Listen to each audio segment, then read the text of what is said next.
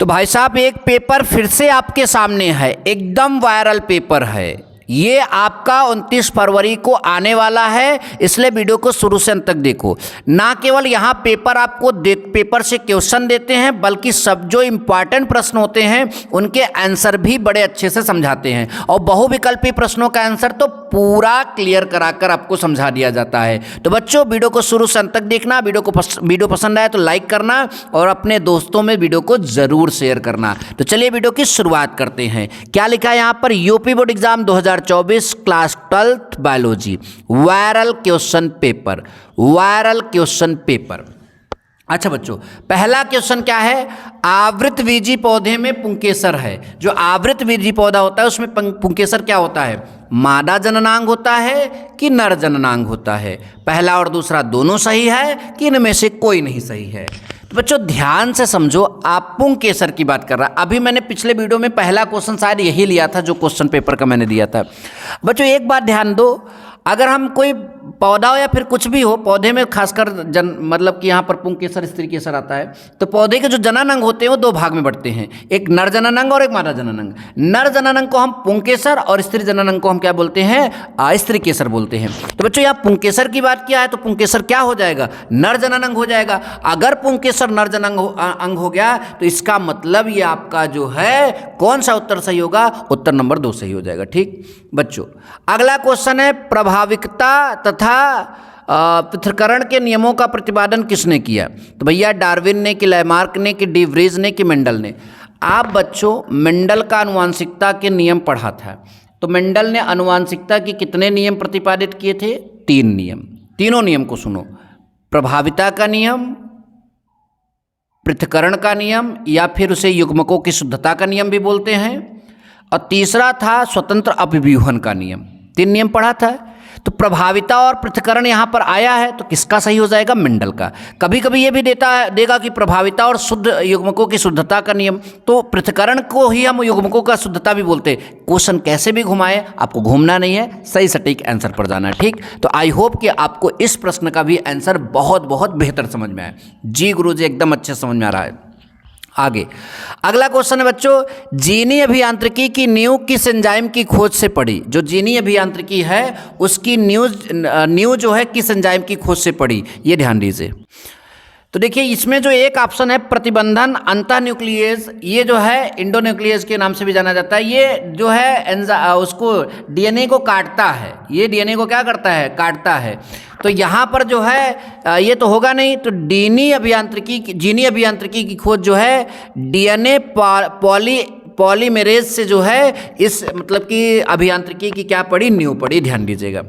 Number next, पारिस्थितिकी तंत्र में निरंतर आवश्यकता होती है, जल की, वायु की, ऊर्जा की, इनमें से कोई नहीं। देखिए पारिस्थितिकी तंत्र में जो है कई ऐसे जीव होते हैं, कई ऐसे बैक्टीरियाज वगैरह होते हैं जिनको जल की आवश्यकता नहीं होती है, कई ऐसे भी होते हैं जिनको वायु की भी आवश्यकता नहीं होती है। तो आप बताइए कि ऊर्जा ऐसा कौन है जिसको ऊर्जा की आवश्यकता नहीं होती। तो ऊर्जा की सबको होती है, इसलिए यहाँ पर निरंतर किस चीज़ की आवश्यकता होगी, निरंतर आपको ऊर्जा की आवश्यकता होगी। यह बात बिल्कुल आप गांठ बांध लीजिए। बच्चों एक बार फिर से सारे प्रश्नों को हम यहां पर देखेंगे ताकि आपका क्लियर हो जाए। आवृतबीजी पौधों में पुंकेसर की बात मैंने कहा, बताया, क्या बताया, नर जननांग। स्त्री केसर कहा होता तो क्या जवाब जाता, मादा जननांग। अच्छा गुरुजी क्लियर। प्रभाविता और पृथक्करण के नियमों का प्रतिपादन किसने किया, मेंडल ने। मेंडल के आनुवांशिकता में कितने नियम हैं, 3 नियम, प्रभाविता, पृथक्करण और स्वतंत्र अभिव्यूहन। ठीक क्लियर बच्चों। जीनी अभियांत्रिकी की जो है नींव किस एंजाइम की खोज से पड़ी, तो डीएनए पॉलीमरेज के द्वारा पड़ी। अब बच्चों प्रतिबंधन एंटी न्यूक्लियस का क्या काम होता है, ये डीएनए को काटता है, इसलिए इसको जो है आणविक कैंची भी बोलते हैं। अच्छा गुरुजी बहुत बढ़िया समझ में आया। पारिस्थितिकी तंत्र में निरंतर आवश्यकता होती है, जल की तो होती नहीं है, वायु की तो होती नहीं है, किसकी होती है, ऊर्जा की होती है। तो यह आपका तीसरा नंबर आपका जवाब क्या हो जाएगा, सही हो जाएगा। तो आपका अब जो है ऑप्शनल प्रश्न के बाद, बहुविकल्पी प्रश्नों के बाद जो है हम लोगों का क्या आ गया है, अति लघुत्तरी प्रश्न। इसमें लिखा है क्लाइन फिल्टर एवं टर्नर सिंड्रोम में गुणसूत्रों की संख्या।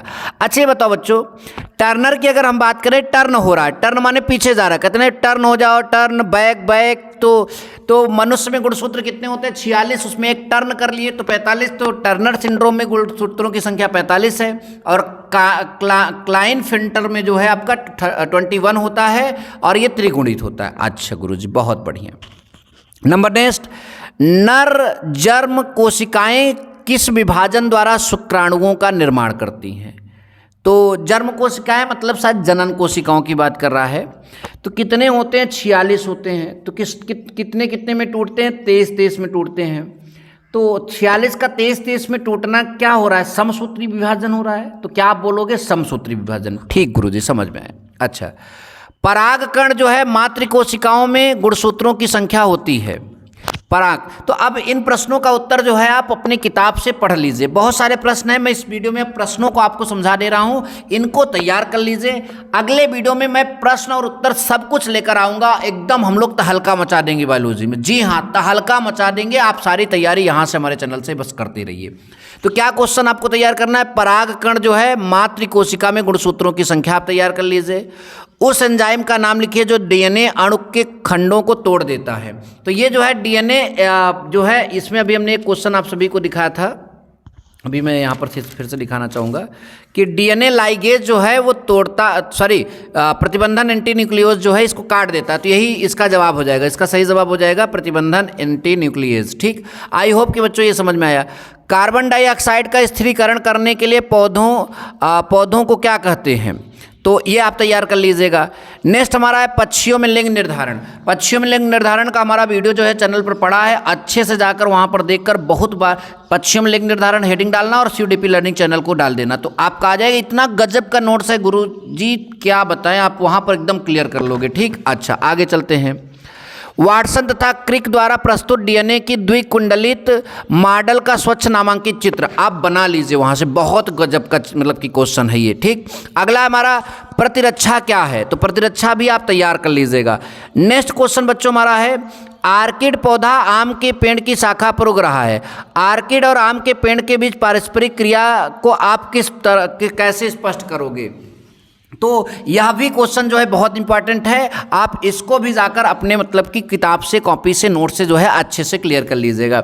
नंबर नेक्स्ट क्वेश्चन है बच्चों, जैविक अनुक्रिया के तरीकों का स्वच्छ आरेखीय निरूपण कीजिए। जो जैविक अनुक्रिया होती है उसके तरीकों का स्वच्छ आरेखीय निरूपण आप यहाँ पर करके हम उसको जो है समझाना है। तो इस तरह के क्वेश्चन आप जो है तैयार कर लीजिए। आपके बोर्ड एग्जाम में यहाँ से बाहर क्वेश्चन बिल्कुल भी नहीं देगा, यह बात आप बिल्कुल ध्यान में रखिए। ठीक, और बायोलॉजी की पूरी तैयारी के लिए चैनल को सब्सक्राइब करके रखे रहिए। हम आपकी पूरी तैयारी करा रहे हैं, हम आपको विश्वास दिला रहे हैं कि आपकी तैयारी बहुत बहुत बेहतर होने जा रही है, ये मान के चलिए। मिलेंगे नेक्स्ट वीडियो में। Thank you so much. जय हिंद, वंदे मातरम।